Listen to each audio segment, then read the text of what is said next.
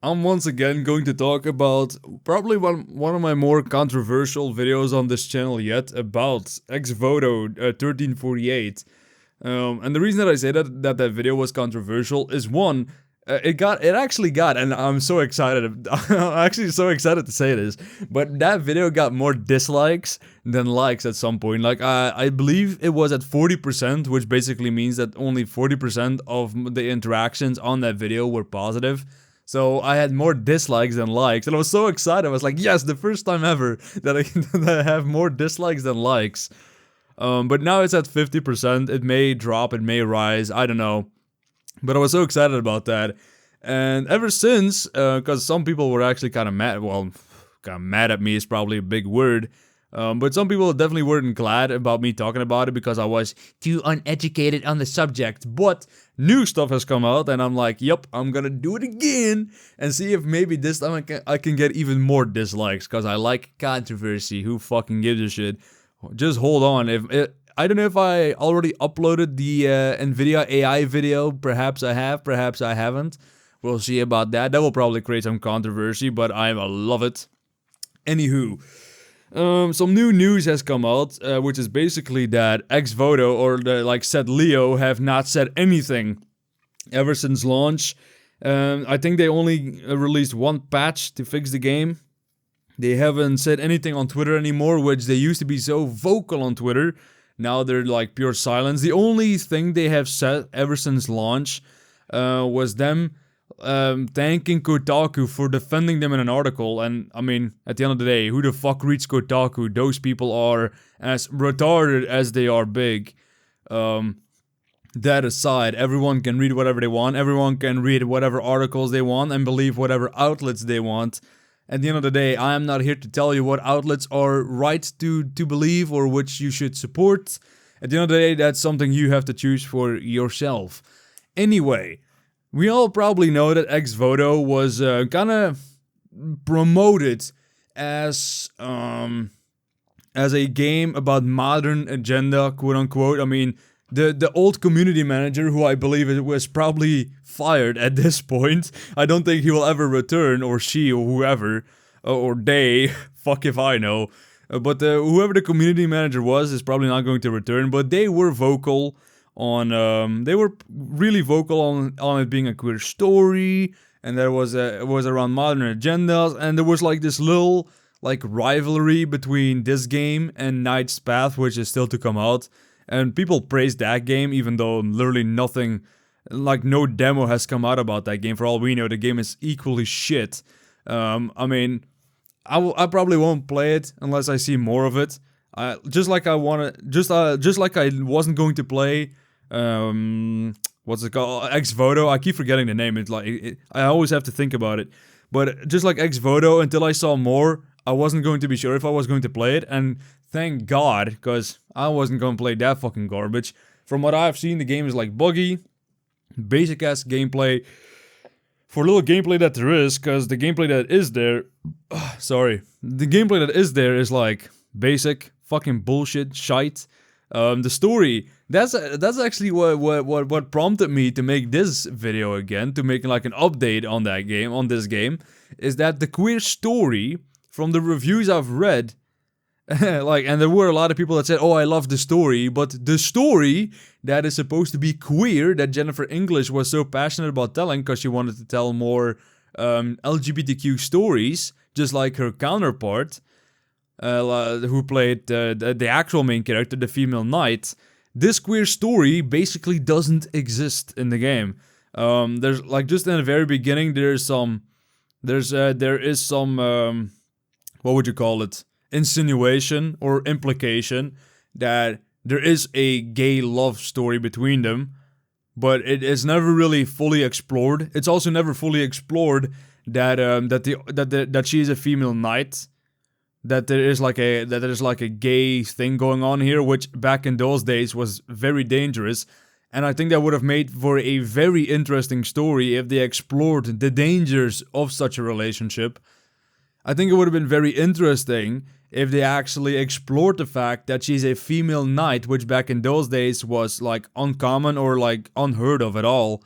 I think it would have been very interesting if she tried to portray herself as a man to kind of, to kind of stop people from speculating or trying to figure out, oh, is she a woman? Is she a female knight? And kind of show the intricacies or like the difficulty of holding up a mask because you're a woman, but you also want to be a knight, and you are a knight, and you don't want there to be any trouble, and so you kind of put on a mask of being a boy, or you mask yourself to avoid getting killed over that, because probably in those days you would get killed for that. Now, people shit on the game, and I will say this, I will defend it on that front. People shit on the game that, oh, it's unrealistic because it's a female knight, and how the fuck is a female knight going to fight against grown men? I don't care. Like, people want pure realism. If someone wants to tell a story of a female knight fighting men and like saving her wife or her girlfriend or whatever, I don't care. You can make such games, you can make those stories. If anything, if they actually made the story somewhat good and if they actually put some work into it, I may have been interested. I don't care if it's an LGBTQ story. I don't care if they want a female knight. I don't care if they want to have like a gay couple in their medieval game. I don't care. That literally doesn't matter to me. If you care about that, there's something very weird about you. Like, games and stories are made to tell different stories and to like target different audiences, which is actually a next point, which, since this game was promoted to be like a gay story and be about like gender queer characters or whatever, and Jennifer English wanted to tell LGBTQ stories, well, the developers definitely fucked them over, because one, the story, as I said earlier, there's like only one implication in the very beginning of the game from what I've seen, where you can somewhat see that there is something gay going on, but it's never explored throughout the next 4 hours of your gameplay, and the final boss is that woman, who is apparently the bandit leader, and they never explore their relationship again, and it's kind of like, so where the hell is the gay story? Where the hell is this LGBTQ story that Jennifer English wanted to tell you so badly? Where the fuck is it? Like, I swear, I believe that they gave her some script and they were like, okay, say this about the behind the scenes and we will pay you extra. And she was like, yup, I'm going to do that. But, bro, she must have known that there was literally nothing LGBTQ about this game. Which is funny, because on Steam, they used to have the tag LGBTQ+, just like Life is Strange has, to, signal and to tag that, hey, this does have some gay stories, this does have LGBTQ stories. And guess what? They removed it. They don't have that anymore. So the target audience, the modern agenda they wanted to bring to this game, the queer story they wanted in this game, they removed that identity from their game on Steam. I mean, the developers pretty much fucked over their target audience. They kind of abandoned their target audience. They're not even acknowledging the LGBTQ anymore. They're just kind of moving away from that in the hopes that their failed game will sell more if it doesn't say LGBTQ.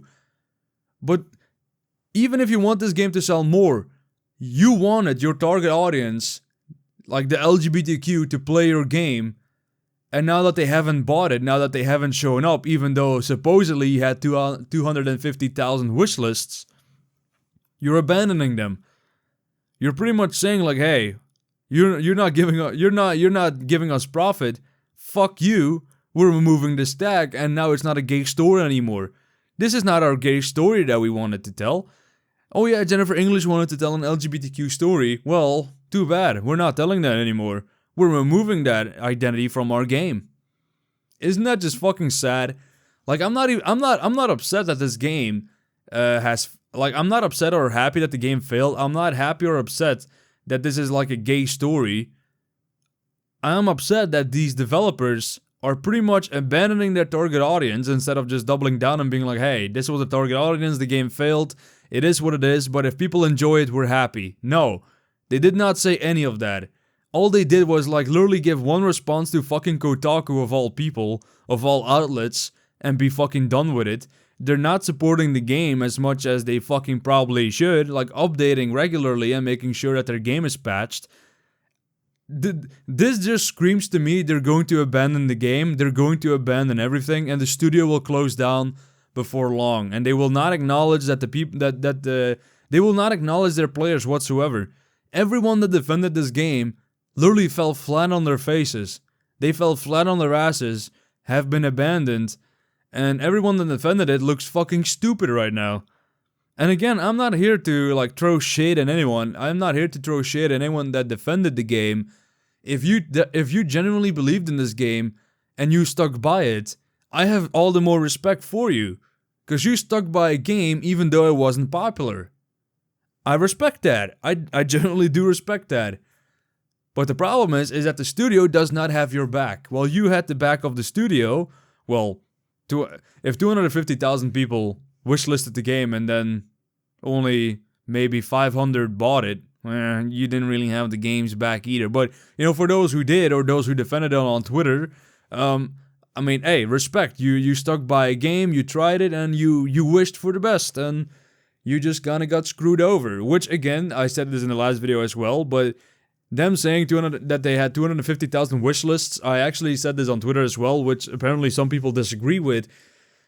But lying that you have 250,000 wish lists so that more people will buy it, and some people did not understand why I said that, but if you see that a game has 250,000 wish lists, just how humans work, more often than not, when they see that something is getting popular, they want to join in on the hype train, and they will join in on that hype train as well.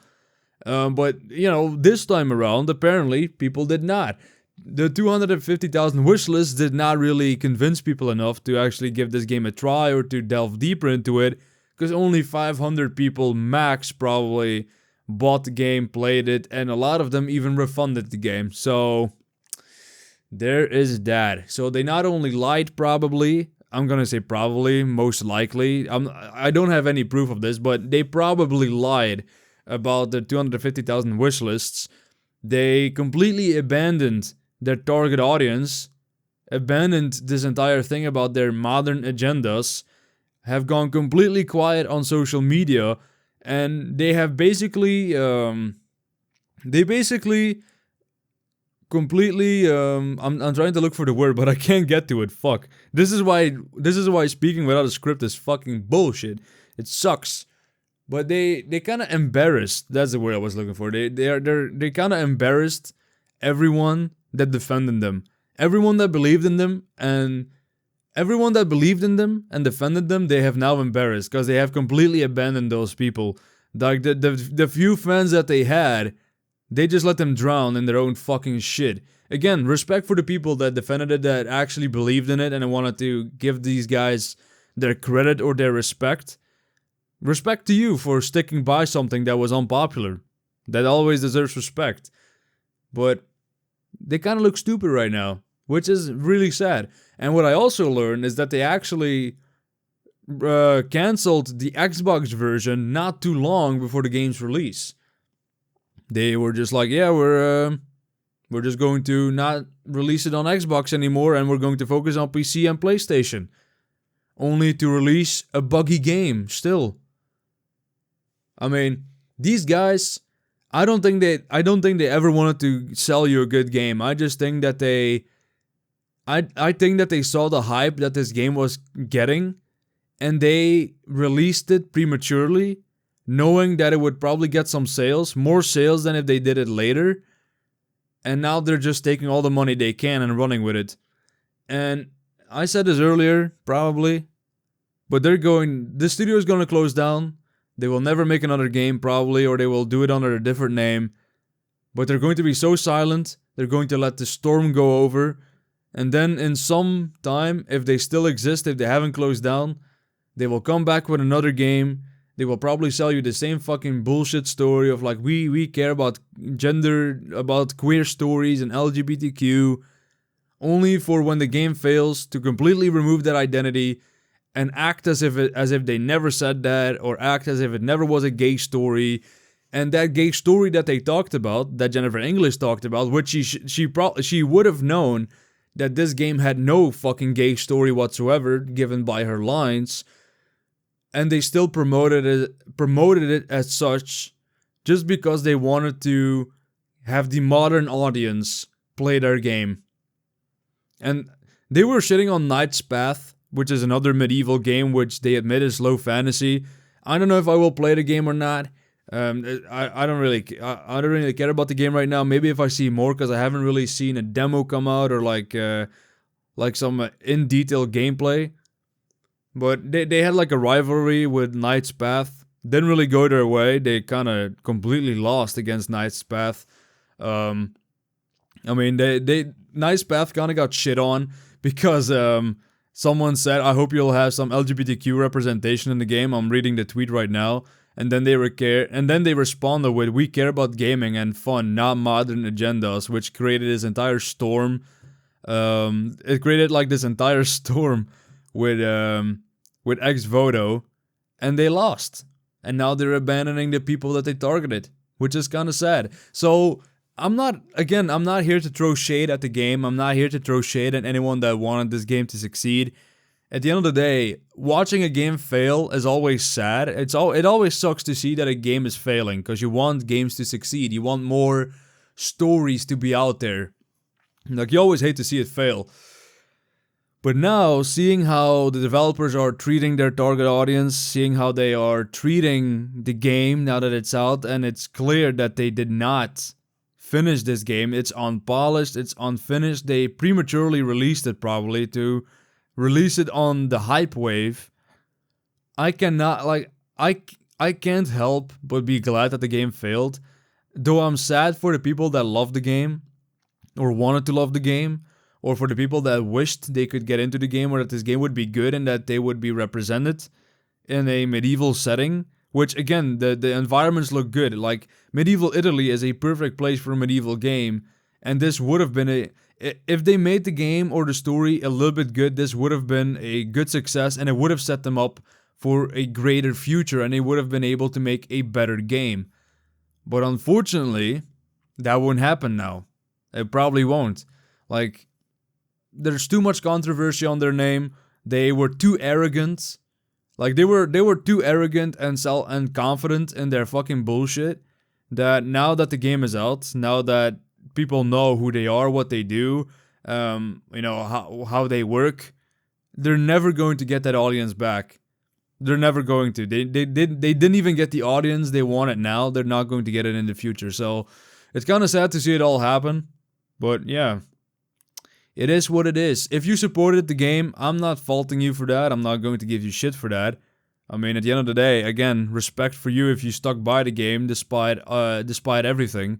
But yeah, I hope you got your money back, because the game definitely does not deserve $25. But yeah, it is what it is, man.